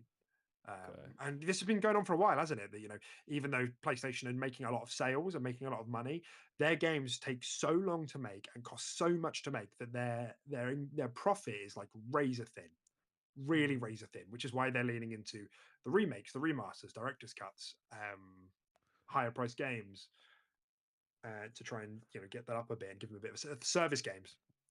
What are you smiling at?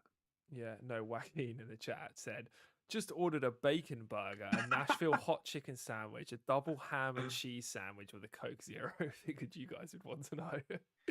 So congratulations, dude. That's a lot of fucking food, man. That's 3 burgers. That's essentially like 3 burgers and or double sandwiches. And a double sandwich sounds bigger than a burger. I mean, let the man eat. Do you, man? I'm thinking I might get a takeout tonight. So. Hell yeah! Oh, I had the Red Hot. It's good, isn't it? McSpicy. Yeah. Does the rest of the world have that? I don't know. I don't think so. It's good though. It's actually kind of like it tingles your lips a little bit. I think the McSpicy is pretty spicy. Yeah. Yeah, for like a widely accessible UK, new thing. It's actually kind of spicy. Yeah. We're a spicy nation. It's not. But yeah, we're a spicy nation. We're not really. Everyone fucking orders corn. Yeah, we are. Tikka masalas. No, we are. We're a spicy. Hello Fresh really pissed me off because the only curries they do are fucking tikka masalas or kormas. Like, can you not throw? Nah, they do a Thai green. They do a Thai green. They do a Thai green. Yes, fine, but it's not exactly spicy. Sure, you can add your own chili to it or whatever, but that's completely beside the point. Yeah, there's other spicy meals. They do that really nice Cajun pasta. I'm a big fan of that. It's like one of the super quick ones, and it's just like a bit spicy. Yeah. You got. We're not sponsored by HelloFresh. Yeah. But yeah, no, it is quite interesting. Yeah, with all that, because it does make you think that if this is going to be a trend moving forward, I mean, surely there's only going to be so long that people are going to tolerate remakes, director's cuts, only a year or two after release before they start just being like, what's going on here, guys? Like, you run out of ideas, you don't have enough money to make new sequels. Like, what's happening?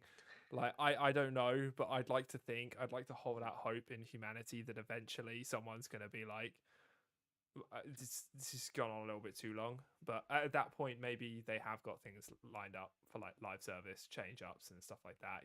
Maybe they know they can only ride this wave for so long before people start to get annoyed. I don't think so. No. I don't think so. I think they know exactly what they're doing. No, I think, they've plotted it out, and essentially, to my mind, they've got these big teams, like Insomniac, that are maybe a lot more like 500, 400, 500, and they're having small teams spin off, and they just immediately start on a remaster as soon as the game comes out, and then the other 400 go on for the sequel or whatever.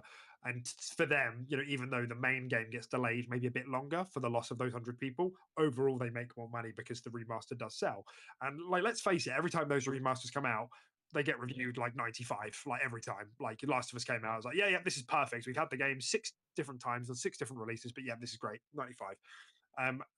That's not to say there isn't value in a remaster, get it, but it's just like, it's making them money for now, and supposedly, PlayStation still have this cache of goodwill, this seemingly endless cache of goodwill that they can just keep doing that. Even though I feel like if other platforms did it, it wouldn't be tolerated quite as well. Mm, that nobody seems to mind. You know, it's you would have thought, but I don't know. mm, yeah. I don't Especially know. when they're like the way they did it with the PS4 to the PS5, where they're like remastered stuff, and they're like, "Yep, well, it uses the DualSense now." That's kind of it.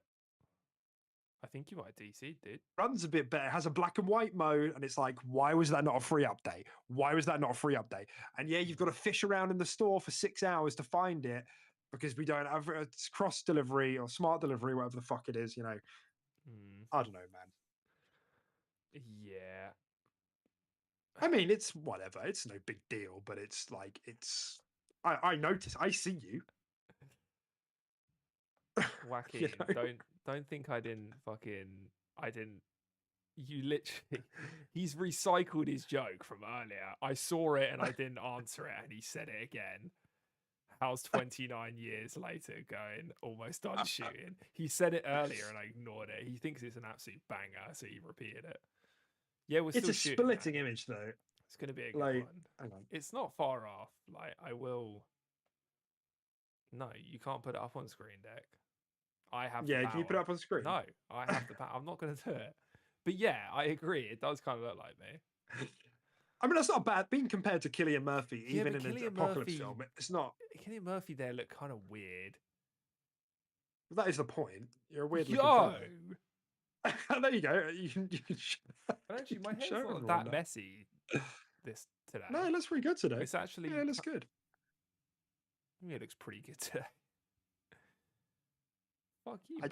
just saying it looks pretty. I'm just But saying yeah, it looks pretty good it's today. fine. It's not actually that messy. I don't know, whacking some fucking slick ass James Bond just shoving Nashville chicken sandwiches down his gullet. I don't I don't even know what that understand. means. Come on, you need to show everyone that picture. Come on. No, I don't even know where where did you put it? It's just in your chat. It's just in this chat right here. Oh no, because I'm Does it sharing not? a oh god, all right, fine. Does it not pop? Or should I put it in the notes? Well, is that better for you? No, I got this. Okay, Oh, thanks. there you go. Actually, it kind of works as I've done it. Thanks for cooperating. Yeah. Let's have a look. It looks kind of weird, man. Like, but yeah, agreed. Oh, you've just put it over me. I Yeah. see. Maybe I just need to. Maybe I just need to make an insane amount of money on movies, and then I can start to afford amazing hairstylists, clothes, and makeup artists. Because you've got to bear in mind that's how he looks now. So Yeah. man doesn't wake up out of bed, Try again. and Yep.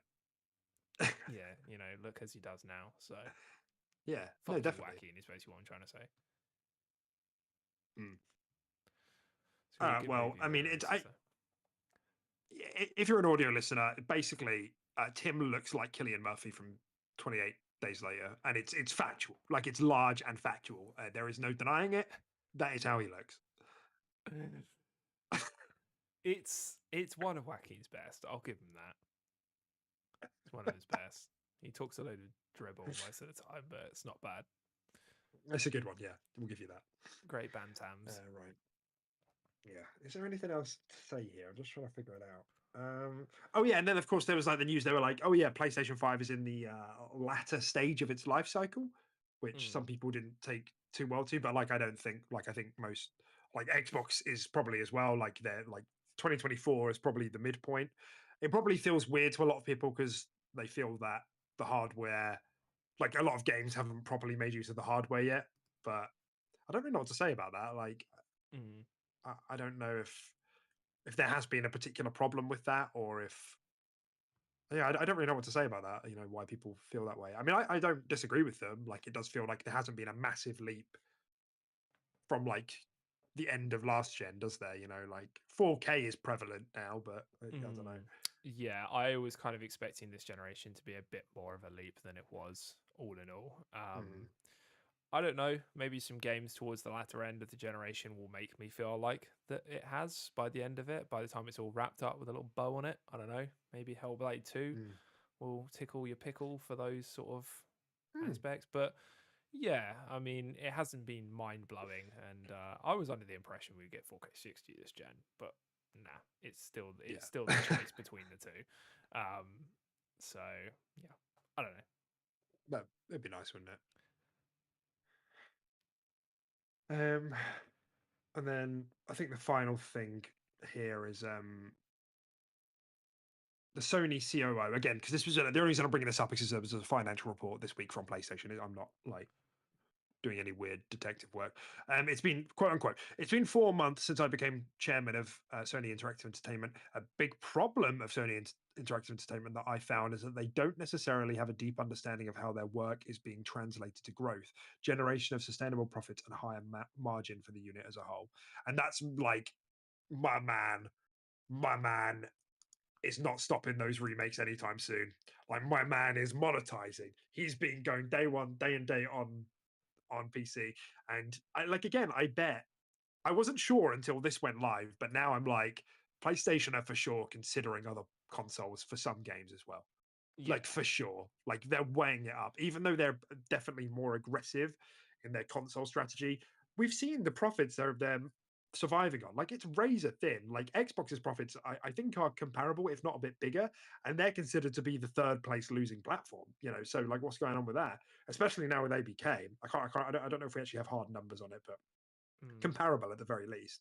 yeah, And that, like I said, they're considered to be the losing platform that's like dying, but and the perception is that PlayStation is like doing really, really well, but really their profits are just one flop, and they're really gonna be struggling, and they must know that.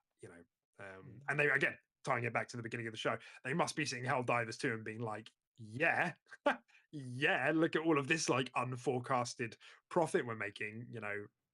So yeah, we'll see. yeah. No, 100%. And then of Yeah, course, that spirals into next gen, right? If they start doing day and date, just like we've been saying with Xbox for this generation, I reckon their hardware sales start to slip a bit.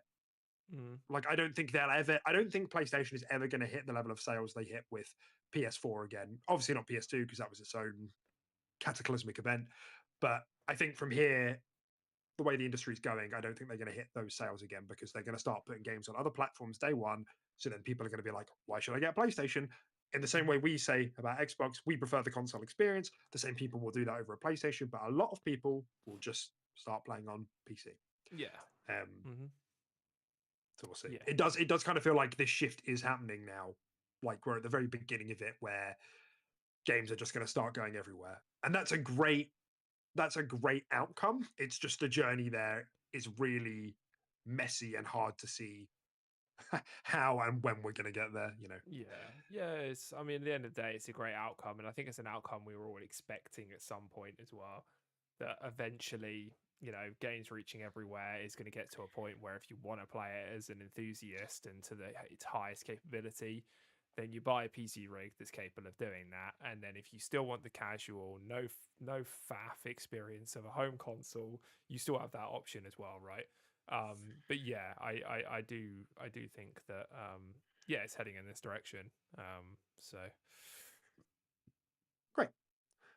All right. Well, that kind of brings this whole conversation to a close then around some games going to other consoles, where PlayStation's at. The Switch delay. It's been a good episode for that actually. Quite holistic, quite an eclectic episode with all mm, the different platforms. It was very nice.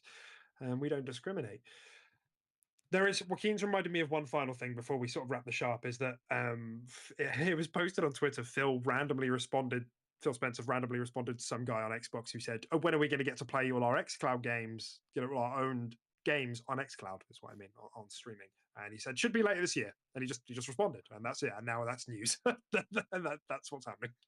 our owned game. Oh, because at the moment it's only Games Pass games, isn't it? Yeah. Yes, that's right. Yeah, yeah. Oh, okay. Oh, wow. That's enormous. Which is But pretty okay. nice. Yeah, Okay. that's Yeah. enormous if true. Yeah. Yeah. I mean, so every single title purchased in or outside of Games Pass will be playable via xCloud by the end of the year. Yeah. What? Is that What's going true? on? Is that true? What you just said about me? Well, I can't see it as an emoji blocking He it. says he says Deck was a Deck was knuck. knuckle deep in his nose. Does Was I picking my nose on the pod. podcast? It's nasty. I don't think so. I mean, I'm so embarrassed. I like flicked a little something. I like scratched my nose a bit, but maybe he meant I'm so Tim. embarrassed. What the heck? Is that true? I don't think you are knuckle deep. Is that true? I'm really nervous now. Is that true? No, you're fine. No, there's no way. I wasn't just sitting here like digging for gold. Like, there's not a chance. He's trolling. He's trying to get in my head. Yeah. Yeah. So yeah, I think that's cool, and also it's good to see because I did get a little bit worried during the APK trial that like, oh fuck, like nobody cares about Xcloud, and that might still be the case. But their technology is getting better, and they're still clearly working to integrate it into their whole ecosystem. It's just a knuckle deep thing, isn't it? Yeah, it's just how you got so self-conscious about it. Anyway, I was really nervous. Yeah.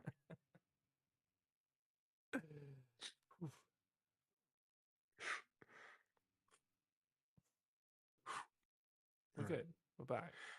We're good. Okay. I think that kind of brings the show to a close, to be honest with you. My head hurts. I'm self-conscious. I'm nervous. Probably because you're poking your fucking brain, mate. Just trying to get some of that cerebrospinal fluid out. Trying to just get a little jar of that. God. That's hilarious. Yeah, use it to upgrade. All right. It's like Evil Within. Is that how that works? Is it? I haven't played Evil Within. Use brain fluid, yeah. What would I do? Eat it? No, you sit in like an electric chair and it gets zapped into you. That's how you upgrade. Right. Vials of brain juice. Yeah. Did you expect anything less for the Evil Within? No, I mean, I guess not. Yeah, I guess not. Well, you know, this is great. I'm glad we're over this hump because, you know, it was really getting quite hard to make such heavy clickbait titles every week leading up to this one and last one. And now we can just go back to being fanboys, talking about how fucking PlayStation sucks. I'm just doing that every week. Yeah. Back to basics next week. Back to basics. Yeah. I can't wait to stop being. I can't wait to be bored of Helldivers, so then I could just bash on PlayStation once again. That's right. Yeah. And talk about the better Hell-related game, Hellblade, coming in May. Exactly. Game Pass day one, PC day one, the superior way to release games. You know. Yeah. Not biased at all. No, I still. No, this is a very neutral podcast. Right, let's wrap this shit up. Tim, say something funny. I can't. I'm all out. I'm sorry. You can't just put someone on the spot like that. It's ridiculous. Let's wrap this up. Tim, say something funny. Just leave the fucking room. I'm clocking out. Yeah. No, I can't. Yeah. All right. That's fine. No, sorry. I just... One day. I don't know what came over me. I don't know why I did that. Right, let's wrap this up. Thanks for watching, everyone. You're the best. If you enjoy watching mediocre Xbox podcasts, come back next week. That'd be great. We're also on podcast services. You can see us there, Spotify included. Lots of love, really. See you for the big 131. Yeah. Thanks for tuning in, guys. Enjoy your Sundays. Bye. Bye, everyone.